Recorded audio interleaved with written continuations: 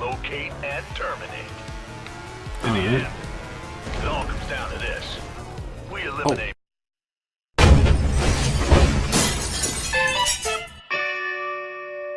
Hello Internet, welcome to Games Done Wrongish. Today we will be taking a look at the first two Xbox Games with Gold offerings for the month of March 2018. The titles are Brave and Trials of the Blood Dragon. Let's take a look. Brave the video game is based on the Disney Pixar movie with the same name. I did not watch the movie, so I went into this completely blind. From what I can gather, the character you play as is a princess named Merida. She wanted to give her mother, the Queen, something special and asked a witch to present her with a very special wish.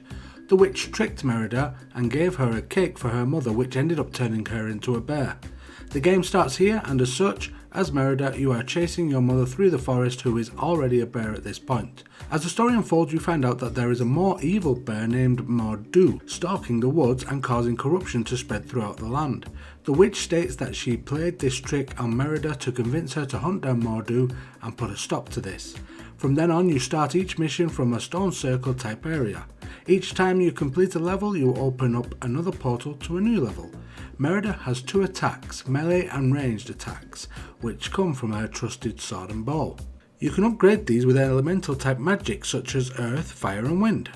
As you traverse each level, you are confronted by corrupted enemies that will be weak against one of the elements. When you first encounter some enemies, you may not have the element that they are weak against, so fighting them can be tough, as they seem to have a huge amount of health or protection against the other elements. However, once you have the correct element in your arsenal, they become much easier. As such, rock demons are weak against wind, so shooting or attacking them with this element empowers your weapons to finish them off fairly quickly. You toggle through the different elements with the right and left bumper buttons. Your melee attack is X and your ranged attack is fired automatically in the direction you point the right thumbstick. Each level generally has 4 items to collect inside.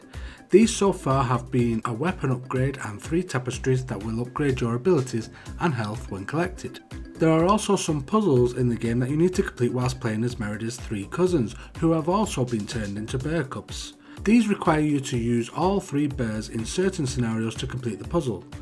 As such, you may need to ensure a bear is stood on a pressure pad so that another bear can walk over an extended ledge to stand on another pad, which in turn will allow the third bear to reach a switch to solve the puzzle. Every now and then you will also need to play in Merida's mother's bear form. Whilst in this form, you can swipe, smash and charge your enemies.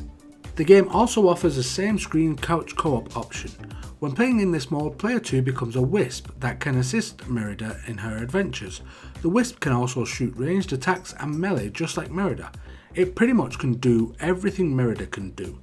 When the wisp dies, however, the player 2 simply needs to wait out a 15-second cooldown or so and then can hop right back into the fight with full health again. When Merida dies, however, it is kind of game over and you both need to start from the last checkpoint. The game offers a lot of gold coins to collect for smashing items and fauna in the levels. These can then be spent to upgrade your abilities and learn new ones such as dodge and ground slam. The game has 44 achievements to collect for a total of 1000 points. The average time to collect them all is 12 to 14 hours. Overall, this game is not that bad. It reminds me a little of the much earlier game Donald Duck's Going Quackers, as such that it has a main portal hub for missions and is a 3D attacking platformer. It's safe to say with that in mind that the game does not really do anything new or innovating.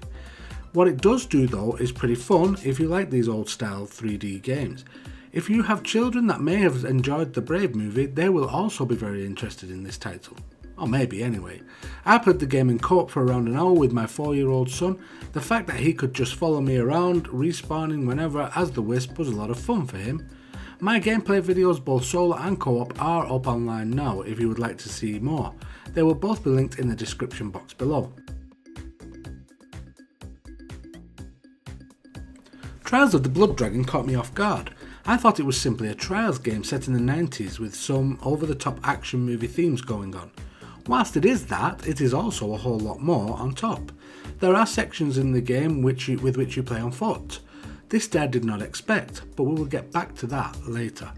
At the start, as you may expect, if you have ever played a Trials game before, you are thrown onto a side-scrolling course that you need to traverse through on a motorcycle. For those new to the Trials games, the controls are accelerate with the right trigger, brake with the left trigger, and use the left stick to lean and alter the position of the bike and rider to help them jump higher, land safer, and navigate obstacles. There is an opening story in which you are advised that you will be playing as two cybernetic children that are offsprings of a cyber commando father who managed to get himself killed during a war in Vietnam. This time you are in the 4th Vietnam War at the start of the game, and the commies are using blood dragon spores to power super weapons. It is your job to infiltrate the base, destroy the spores, and hack the mainframe computer. Again, you start on a motorcycle in a traditional Trials style, with crazy stunts and jumps required to traverse the levels. Then all of a sudden you are to ditch the bike and go out on foot. At this point you are equipped with a gun which you can shoot by pointing it in any direction with the right thumbstick. You are now playing a kind of side-scrolling shooter that is very reminiscent of games like this from the 90s. Flashback comes to mind for me. In this mode and the motorcycle modes, there are checkpoints to reach that allow you to restart from that point if something was to go wrong. When you reach a computer terminal or similar, you can use the right bumper button to interact with them and complete this part of your mission. Once you have completed the opening Blood Dragon mission, you will then be able to continue on and play new areas. The next two, for instance, are based around familiar 90s themes. One of them is based on the Indiana Jones style movies and is entitled Riders of the Lost Grail. In this mission you will do all of the things mentioned before this point, as well as riding along in a minecart type rail mission.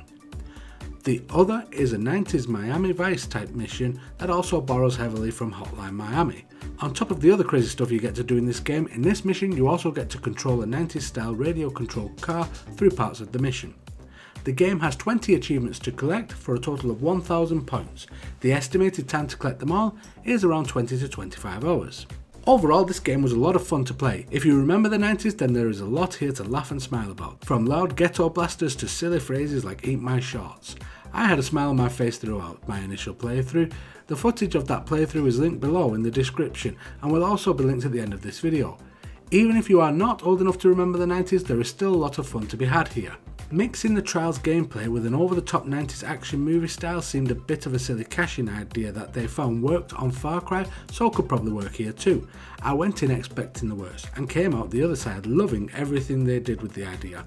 Download it and give it a go. What's the worst that could happen? I really enjoyed playing these two games over the past few days, and with Super Hot on its way later in the month, this is turning out to be a great month for games with gold members. Join me again in a couple of weeks' time when we take a look at the next two games. If you like this video, please consider watching another. 2 suggestions will be on screen now. Also, if you have not subscribed already, please do so by clicking the icon in the middle of this screen. Every view and subscription will go a long way to helping the channel grow, and in turn will result in more content for you. Thank you, and until the next time, goodbye.